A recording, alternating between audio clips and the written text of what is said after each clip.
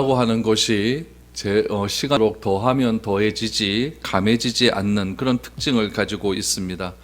그래서 죄라고 하는 것은 시간이 지나면 더욱 담대해진다는 특징이 있습니다. 처음에는 감춥니다. 그리고 처음에는 숨기고 그렇게 하다가 어느 시점이 지나게 되면 드러내놓고 이제는 악한 일을 점점 저지르게 되는 것입니다. 사울이 다윗을 대하는 태도를 한번 보시기를 바랍니다. 처음에 죄가 어떻게 살아며 또 어떻게 사람이 바꾸어져 가는지를 우리는 사울이 다윗을 대하는 태도를 보면서 우리는 알게 됩니다. 사울이 처음부터 다윗을 미워하지 않았습니다. 출발은 작고 은밀한 시기심에서 출발합니다. 그런데 이 시기심이 마음 한편에 자리 잡고 있다가 금세 엄청난 증오심으로 자라게 되었고 어느 순간 살인하고자 하는 충동까지 생기게 된 것입니다. 이처럼 사울이 다윗을 미워하는 것이 이제는 수위를 넘어가게 되었습니다. 몇 차례 다윗을 죽이기 위해서 창도 던지기도 했고 모의에서 블레셋에 의해 다윗이 죽이기를 원하는 그런 바랬지만은 큰 소득은 없었습니다. 이렇게 되자 사울이 이제는 공개적으로 다윗을 죽이라라고 신하에게 명령을 하는 그 지경까지 이르게 됩니다. 그것에 반해 사울의 아들 요나단은 어떠합니까? 다윗을 살리려고 합니다. 아버지와 아들이 다윗 한 사람을 보는 태도가 다르다는 것을 알게 됩니다. 죽이겠다고 하는 아버지, 또한 살리겠다고 하는 아들, 이 둘의 갈등 또한 점점 심해가기 시작합니다. 요나단은 아버지 사울도 사랑했고 다윗도 사랑합니다. 요나단은 아버지 사울을 사랑했기 때문에 아버지가 범죄하지 않도록 그렇게 말을 합니다. 왕의 권력을 가지고 신하인 다윗을 죽이는 것은 오늘 본문에 보면 범죄다라고까지 말하면서 그렇게 사울을 막고자 합니다. 오늘 본문에서 우리에게 주어지는 메시지가 무엇인지 한번 살펴보았으면 좋겠습니다. 한 사람이 이렇게 변해가는 과정이 왜 이렇게 되어져 가고 이 과정 속에서 하나님께서는 어떻게 개입하셔서 이 하나님의 사랑하는 사람 다윗을 살려내는지 오늘 본문을 통해서 한번 살펴보기를 원합니다. 우리 1절 2절 한번 보시죠. 사울이 그의 아들 요나단과 그의 모든 신하에게 다윗을 죽이라 말하였더니 사울의 아들 요나단이 다윗을 심히 좋아하므로 그가 다윗에게 말하 이르되 내 아버지 사울이 너를 죽이기를 꾀하시느니라. 그러므로 이제 청하노니 아침에 조심하여 은밀한 곳에 숨어 있으라. 사울이 다윗을 처음부터 미워한 것은 아니었습니다. 출발은 작고 은밀한 시기심이었습니다. 그런데 이 시기심이 점점 자라면서 증오심으로 변질되었고 이제는 뭐라고 이야기합니까? 신하와 요나단에게 공개적으로 다윗을 죽이라라고 하는 명령을 내리기 시작을 했습니다. 그런데 사울은 다윗을 죽이지 못합니다. 다윗을 죽이려고 하는 사울에 맞서서 다윗을 살리려고 하는 사람이 있었으니 그건 누구냐면은 바로 자기 아들 요나단이었기 때문에 그렇습니다. 그렇다면 요나단은 왜 다윗을 살리려고 할까요? 오늘 본문 말씀해 보니까 다윗을 그냥 좋아한 것이 아니라 심히 좋아했다라고 표현합니다. 심히 좋아했다.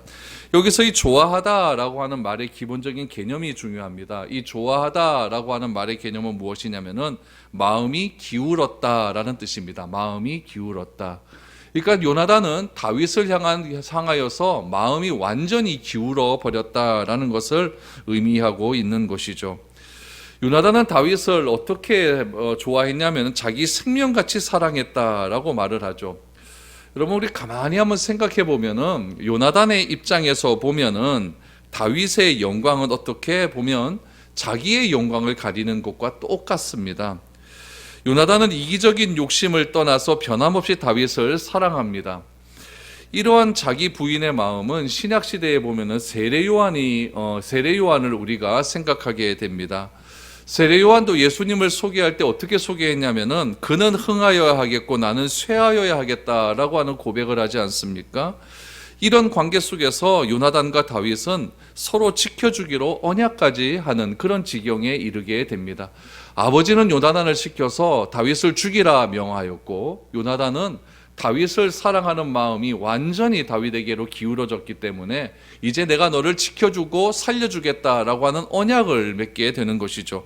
3절 보시죠. 내가 나가서 내가 있는 들에서 내 아버지 곁에 서서 내 일을 내 아버지와 말하다가 무엇을 보면 내게 알려주리라 라고 말합니다. 사실 사울보다 요나단이 다윗을 미워하는 것이 정상입니다. 왜냐하면 이스라엘의 왕위의 계승 1번이 누굽니까? 요나단 아닙니까? 가장 강력한 경쟁 상대는 누구냐면 다윗이겠죠. 두 사람은 친할 수가 없는 그런 관계에 있는 것입니다. 그런데 요나단이 다윗을 아버지의 손에서 보호하기 시작을 합니다. 아버지가 내린 결정을 이 요나단은 다윗에게 다 이야기를 하고 있습니다. 잠시 숨어 있으면 아버지를 설득해보고 다시 결과를 알려주겠다라고 약속을 하게 되죠. 그래서 요나단은 다윗에게 어디에 있으라라고 말을 하냐면 들에 있어라 라고 이야기를 하죠. 이 들이 어디에 있냐면은 2절 말씀에 보면 은밀한 곳이라고 이야기합니다. 이 들은 은밀한 곳이다. 그럼 이 은밀한 곳은 무엇을 의미할까요? 이 은밀한 곳은 사울이 아침마다 습관적으로 산책을 즐기던 궁전 근처의 들판을 의미하고 있습니다. 그러니까 요나단이 다윗을 사울이 아침마다 산책하게 하는 곳으로 이렇게 숨어 있게 한 이유는 무엇이냐면은 다윗에게 사울의 부자 간의 대화를 엿듣도록 하기 위함이 아닙니다. 요나단은 다윗에 대한 사울의 살해 음모에 관한 정보를 입수했을 경우에 신속히 그 사실을 알려주기 위해서 다윗이 효과적으로 대응하기 위한 일종의 배려로서 이 은밀한 곳 들에 좀 숨어 있어라 라고 이야기하는 것이죠. 그러니까 다윗이 굉장히 사울과 가까이 있게 되는 것이죠. 가까이 있게 되는 것이고, 가까이 있게 한 이유는 무엇이냐면은 요나단이 사울 왕으로부터 무엇인가 이야기를 듣게 되면은 빨리 가서 다윗에게 전하기 위해서 좀 가까이 있어라, 은밀한 곳에 숨어 있어라 라고 이렇게 이야기하는 것이죠. 보통 여러분 우리 세상에서 돌아가는 일들, 뭐 드라마나 영화에서 일어나는 일들을 보면은 보통 이런 일들이 있고 난 다음에는 어떤 일들이 일어나게 되냐면은 요나단이 다윗을 배신하는 일들이 많이 일어나게 되죠. 그래서 다윗이 체포되는 것이 보통 세상에서 일어나는 일입니다. 그래서 부하를 시켜서 다윗을 체포해라 라고 이야기하고 요나단 뒤에서 쓴웃음을 짓는 것이죠. 자식 나를 믿어? 이런 식으로 얘기해서 다윗을 제거하고 다윗이 요나단이 이렇게 왕위에 오르는 그런 것들이 세상에서 다 일어나는 그런 일들입니다. 근데 요나단은 이처럼 비겁하거나 야비하게 행동하지는 않았습니다. 그는 끝까지 약속을 지키죠. 그래서 세상에서 찾아볼 수 없는 이 아름다운 관계를 우리는 오늘 다윗과 요나단의 관계에서 우리는 알 수가 있게 됩니다. 그러면 여러분, 다윗과 요나단의 관계가 이렇게 끈끈하게 이어질 수 있는 이유는 무엇일까요? 누가 손해를 보는 걸까요? 다윗이 손해를 봅니까? 요나단이 손해를 봅니까? 이건 철저하게 요나단이 손해를 보는 일입니다. 그러니까 어떤 두 사람의 관계에서 끈끈한 관계가 이어지고 생명과 같은 관계가 이어지기 위해서는 여러분 누구 한 사람이 끊임없이 다른 사람에게 줄 수 있는 관계가 되어야 됩니다. 그 관계가 이어지지 않으면은 여러분 두 사람의 관계는 금방 깨어질 수밖에 없다는 이야기죠. 요나단은 다윗에게 모든 것을 다 부어줍니다. 다 부어주면서 자기가 갖고 있는 모든 사랑을 다 베풀어주고 또한 좋아했다라고 하는 것에 마음이 완전히 그에게로 기울어졌다라고 하는 의미에서 완전히 다윗에게 모든 것을 줄 수 있는 그런 관계가 되었기 때문에 요나단과 다윗의 관계는 아주 끈끈한 관계, 언약을 맺을 수 있는 그런 관계가 될 수 있다라는 이야기죠. 이런 관계는 하나님과 우리와의 관계도 똑같습니다. 여러분, 하나님과 우리와의 관계는 다 깨어져 버렸습니다. 깨어져 버린 관계였지만 하나님께서 변함없이 우리를 위해 부어주시지 않습니까?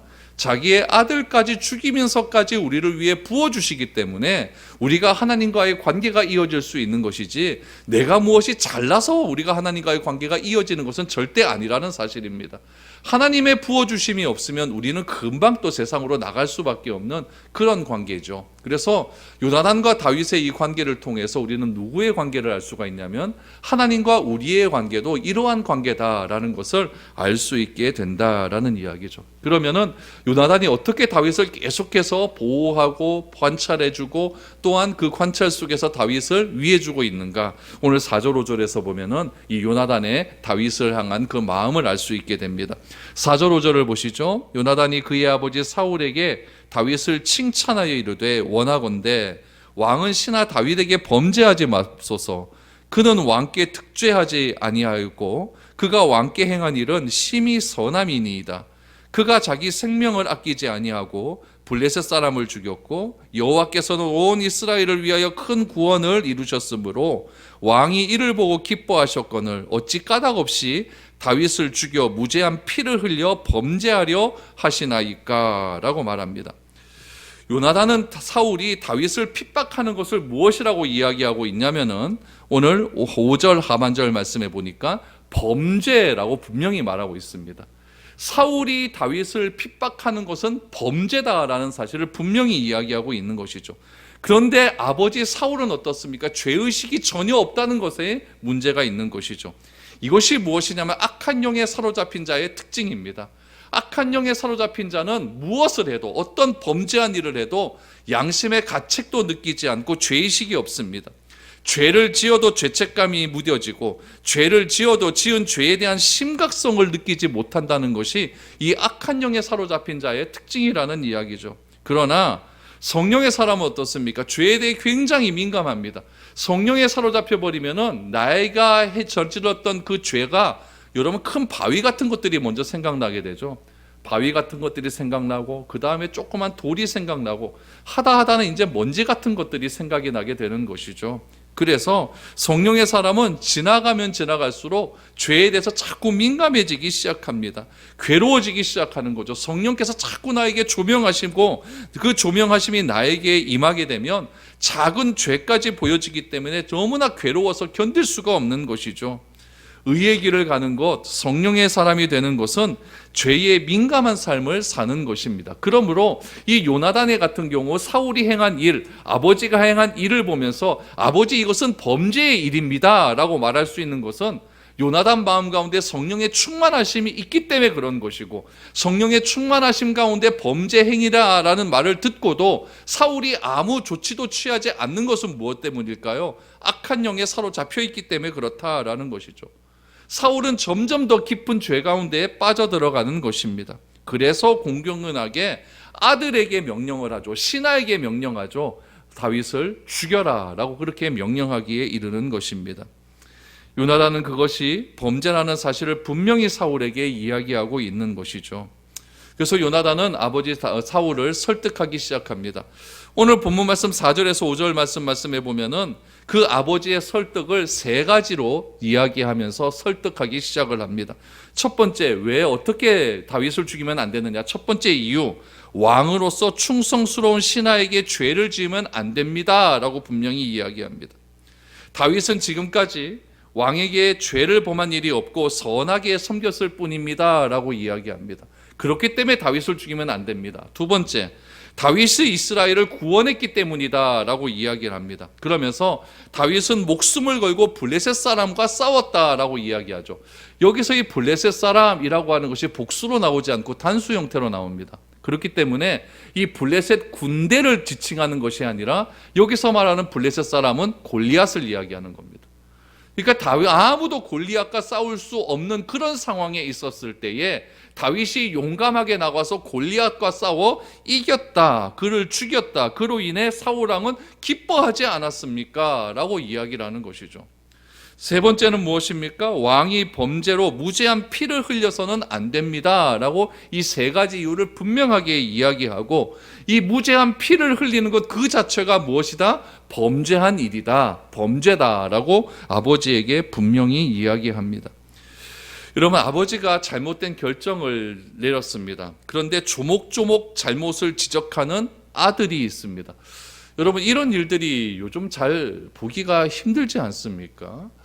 아버지는 또 이런 이야기들은 별로 좋아하지 않습니다. 좋아하지 않고 네가 감히 이렇게 얘기를 하죠.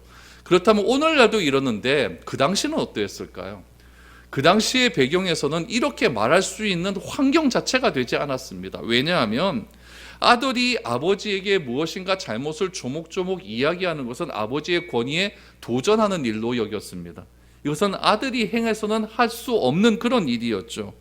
그래서 아버지가 잘못된 결정을 하더라도 아들이 문제를 제기하는 것은 그 당시의 분위기로 봐서는 굉장히 불가능한 일이었습니다.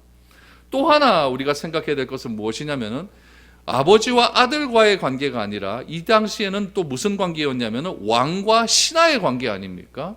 그 당시에 왕은 무엇으로 추대되는 배경이었냐면은 자기 민족들이 믿는 신이 있는데 그 신이 인간의 몸을 입고 이 나라를 다스린다라고 하는 그런 개념이었습니다.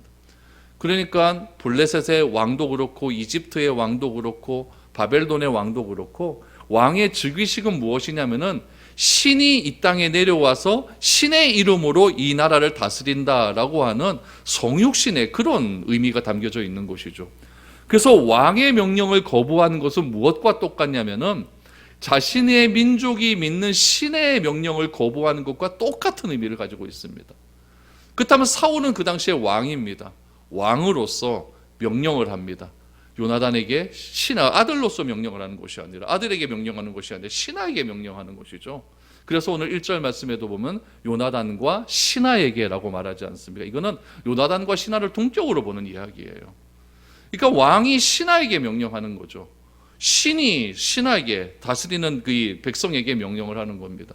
이것을 부인한다, 이것을 거절한다, 이것은 상상하지 못하는 그런 일이겠죠. 그래서 이 당시의 배경으로 보았을 때는 아버지의 권위에 반역하는 일이고 또 신의 권위에 반역하는 그런 일이었기 때문에 이런 반역이 일어나면 어떻게 될까요? 그 사람은 죽여도 아무런 말을 하지 못하는 그런 일이었겠죠. 그럼에도 불구하고 요나단이 이런 말을 누구에게 합니까? 아버지에게 합니다. 왜 할 수밖에 없었을까요? 이것은 요나단이 다윗을 사랑하고 또 누구를 사랑했기 때문에 아버지 사울을 사랑했기 때문에 일어날 수 있는 일이라는 것이죠. 다윗의 목숨을 구하는 일은 너무너무 중요한 일이었고 사랑하기 때문에 아버지가 범죄하는 일에 빠지지 않도록 하는 것도 너무나 중요한 일이었기 때문에 이 요나단은 아버지에게 이런 말을 할 수 있는 것이었습니다. 그래서 요나단은 자신의 전부를 걸고 말하는 것이죠. 혹시 여러분 주변에서 이런 말 하는 사람 본 적 있습니까? 특별히 계급 사회가 분명히 있는 이 직장 생활에서 부하 직원이 상급자에게 이런 말 하는 것은 굉장히 보기 힘듭니다. 이건 어려운 일이죠. 잘못하면 생업이 끊어질 수 있는 그런 일일 수도 있는 거니까요. 저도 이런 일을 교회에서 본 적이 있어요. 교회에서 본 적이 있는데 잘못하다 그냥 잘려버리는 거죠. 잘려버려가지고 이거 함부로 말할 수 없는 그런 일들이 너무나 많이 일어나는 것이죠. 그런 거 보면서 제가 가만히 생각하는 것은 와, 윗사람은 진실을 원하지 않는구나 이런 생각도 제가 한 번씩 들기는 했어요. 그러니까 이게 아랫사람이 윗사람한테 이게 진실된 일, 기준을 얘기한다는 것은 굉장히 심각한 일입니다. 그런데 오늘 본문에서 요나단은 아버지 사울에게, 왕인 사울에게 감대함으로 이야기하고 있는 것을 보게 됩니다. 그런데 이 사울의 반응이 굉장히 재미가 있습니다. 우리 6절 7절 보시죠. 사울이 요나단의 말을 듣고 맹세하되 여호와께서 살아계심을 두고 맹세하거니와 그가 죽임을 당하지 아니하리라. 요나단이 다윗을 불러 그 모든 일을 그에게 알리고 요나단이 그를 사울에게로 인도하니 그가 사울 앞에 전과 같이 있었더라 라고 말합니다. 사울은 진심으로 자신에게 말하는 요나단에 의해서 마음이 움직였다라고 말합니다. 요나단의 말을 듣고 라고 말하지 않습니까? 그래서 맹세합니다. 무엇이라고 맹세하냐면은 그가 죽임을 당하지 아니하리라. 다윗이 죽이지 않겠다라고 누구의 이름으로 맹세합니까? 여호와의 이름으로 맹세합니다. 여러분, 지금 이 6절에서 말하는 이 순간만큼은 사울이 진심이었습니다. 진심입니다. 요나단은 가슴을 쓸어내리고 다윗을 부르는 거죠. 다윗이 지금 어디에 있습니까? 들에 있지 않습니까? 가까이 있으니까 다윗을 빨리 부릅니다. 그래서 왕궁에서 있었던 일에 대한 자초지종을 전해주고 안심하도록 한 뒤에 다윗을 사울 앞으로 데려갑니다. 그러자 다윗이 사울 앞에서 예전처럼 행했다, 천부장의 직분을 받고 그렇게 행했다라고 오늘 본문의 말씀이 끝이 납니다. 그러면 여러분, 다윗과 사울의 관계가 회복이 되었을까요?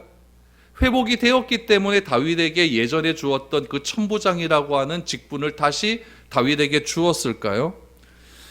여러분, 단정하기가 굉장히 어려운 이 관계입니다.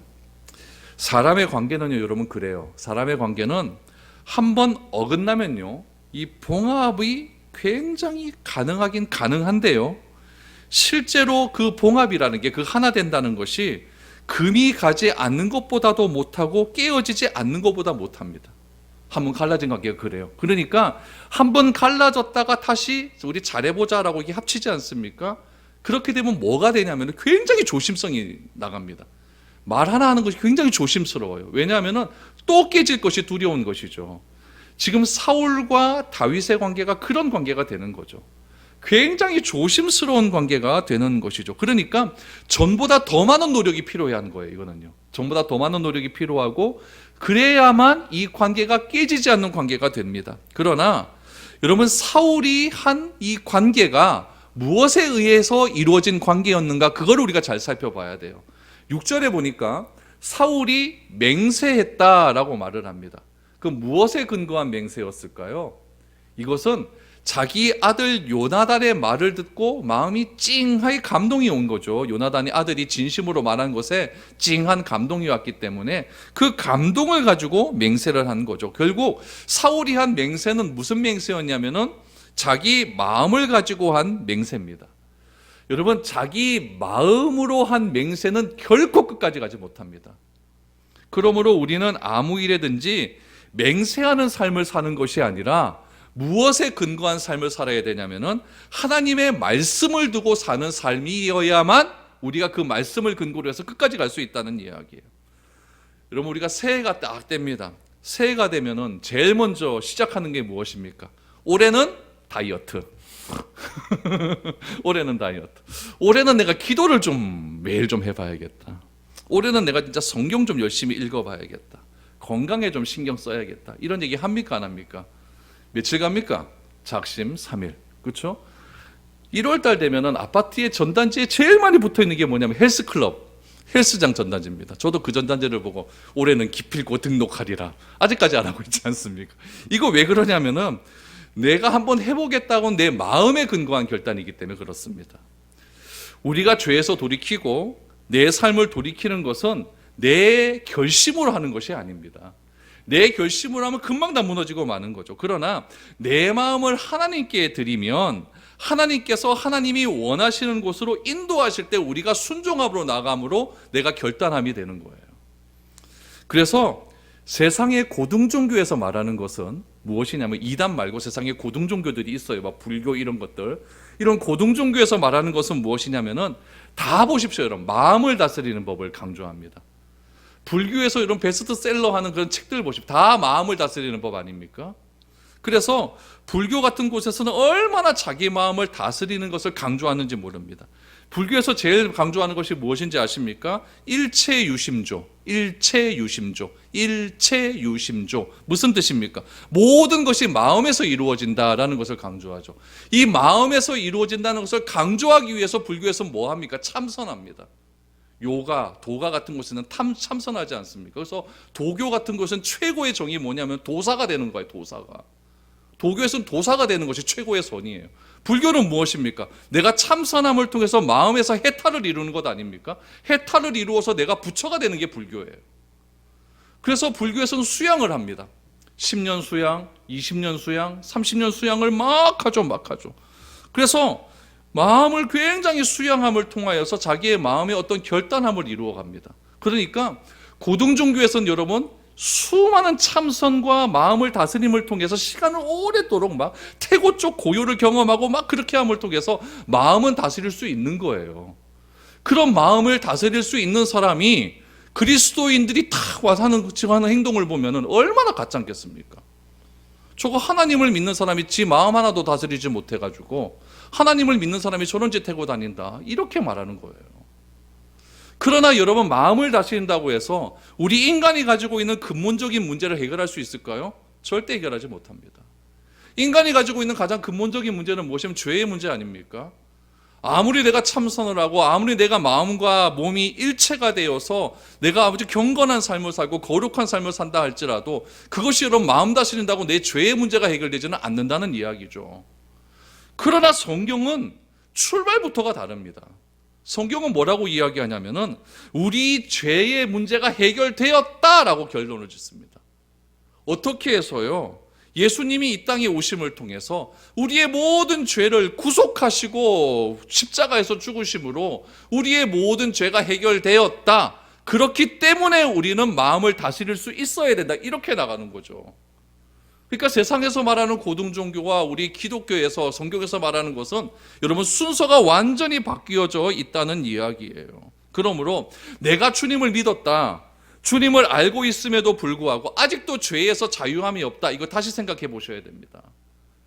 내가 예수를 믿었다라고 하는 것은 죄에서 자유함을 얻는 것이고 이 자유함을 내가 경험하지 못한다라고 하는 것은 오늘 본문에서 나오는 사울의 길에서 빠져나오지 못한다는 이야기예요.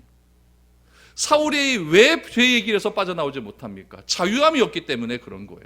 이 시기심 하나 사울이 죽인 자는 천천히요 다윗이 죽인 자는 만만이다. 이 시기심 하나로 인하여서 그 마음 가운데 증오함이 일어나고 살인의 충동까지 일어나서 결국 그 다윗을 죽이려고 하는 그런 일들이 일어나지 않습니까?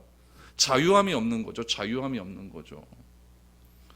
그러나 죄에서 자유함을 얻는 사람은 그 사람은 참 이게 천천히요 만만이라고 그랬으니까 나보다 더 뛰어난 사람을 하나님께서 나에게 붙여주셨구나. 그러면은 이런 만만인 사람을 내가 10명, 20명 더 만들면은 우리나라가 더욱더 하나님께 보시기에 아름다운 나라가 될 수 있는 것이 아니겠는가.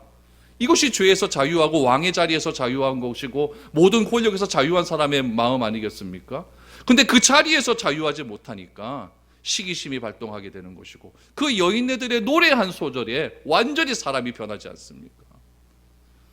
그러므로 우리는 우리 마음을 다스리기보다는 이 복음이 무엇인지를 제대로 깨달아서 하나님의 말씀 안에서 우리가 모든 것에서 자유함을 누릴 수 있는 그런 은혜가 필요합니다. 그 은혜 속에서 우리가 살아갈 때에 우리는 모든 것에서 해방될 수 있는 거예요. 돈에서도 해방될 수가 있는 것이고 권력에서도 해방될 수가 있는 것이고 모든 것에서 해방될 수 있는 것이고 우리가 벽 보고 참선한다고 그럼 권력에서 해방되고 다 그런 것이죠. 물은 물이죠. 이게 뭡니까 이게? 이건 진정한 자유가 아니라는 이야기죠. 훗날 여러분 보십시오. 다윗에 의해서 이스라엘이 통일되지 않습니까? 사무엘 하에 보면 이제 다윗이 통일을 시킵니다. 솔로몬 이후에 이스라엘이 남북으로 갈라지게 됩니다. 그때 왕을 평가하는 기준이 무엇입니까? 어떤 왕은 여로보암의 길로 갔지만 남유다에서 몇 안 되는 왕, 한 3명 정도, 4명 정도 되는 왕은 누구의 길로 갔다? 다윗의 길로 갔다라고 이렇게 평가를 내립니다. 왜 그렇습니까? 다윗은 하나님이 주신 그 복음 안에서 자유함을 누렸기 때문에 사울이 쫓아오는 그 광야의 생활 속에서도 시편을 짓습니다. 여호와는 나의 목자시니 내가 부족함이 없으리로다. 이것이 자유한 사람의 마음 아닙니까? 내가 조금만 뭐가 안 되고 조금만 뭐가 힘들어진다고 하면 하나님이 나를 이렇게 만들 수가 있는가? 이렇게 우리가 자유하지 못하고 불평하고 불평하는 불만을 갖는 그런 우리들의 삶은 사울의 길이고 어떠한 상황 속에서도 하나님이 행하시는 그 일을 내가 인정하면서 그렇게 한 걸음 한 걸음 걸어가는 다윗의 길이야말로 진짜 성령 충만한 그런 사람의 길이 아니겠습니까? 우리가 사무엘상을 살펴보면서 사무엘상의 중심은 우리가 사울입니다. 사울이 어떠한 길로 가서 결국에는 죽음에 이르게 되었는가, 그 길을 우리가 중점적으로 봐야 됩니다. 물론 다윗도 그 가운데 나옵니다. 그러나 사울은 왜 사울의 길을 가야 되는가, 그것을 우리가 중점적으로 보고 사무엘 하에서는 우리가 다윗은 그럼 왜 다윗의 길로 갈 수밖에 없는가, 그것을 우리가 살펴봐야 됩니다. 사울을 우리가 주목해야 되는 이유는 무엇이냐면은 왜 죄의 길에서 벗어나지 못하는가, 여기에 집중해야 된다는 거죠. 우리가 교회를 다닙니다. 성경을 읽습니다. 기도도 하고 예배를 드림에도 사울의 길을 벗어나지 못하는 나 자신을 발견하면서 왜 우리는 우리 사울의 길을 벗어나지 못하는가를 사무엘상 말씀을 통하여서 여러분 해답을 찾아야 됩니다.